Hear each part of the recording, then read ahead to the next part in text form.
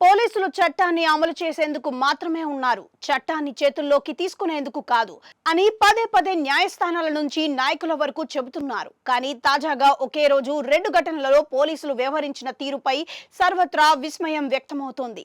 Civil కేసుల్లో తలదూర్చి న్యాయవాదిని station కు పిలిచి బెదిరించడంతో సదరు న్యాయవాది కుప్పకూలి మరణించారు.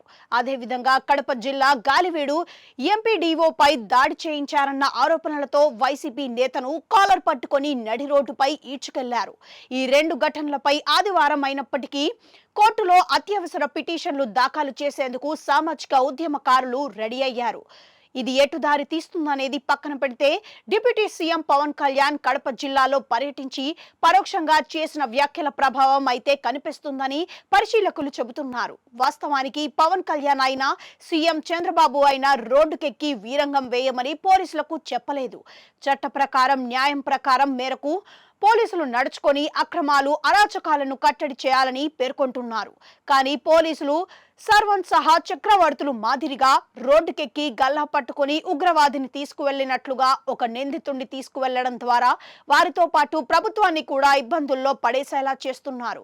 ఓ సివిల్ వివాదంలో మహిళ చేసిన ఫిర్యాదు మేరకు ఓ న్యాయవాదిని స్టేషన్ కు పిలిచిన సీఐ తీవ్ర స్థాయిలో బెదిరించారు. దీంతో న్యాయవాది గుండెపోటుతో అక్కడికక్కడే మృతి చెందారు. ఈ ఘటనపై అనంతపురం న్యాయవాదులు ధర్నాలు నిరసనలు చేస్తున్నారు.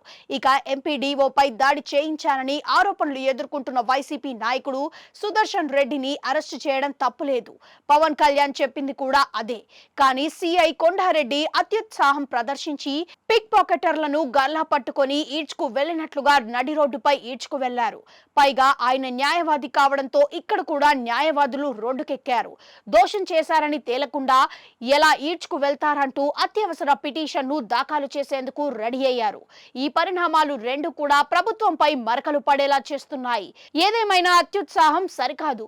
చట్ట ప్రకారం అనుసరిస్తే ఎవరికీ ఇబ్బంది ఉండదని న్యాయవాదులు చెబుతున్నారు.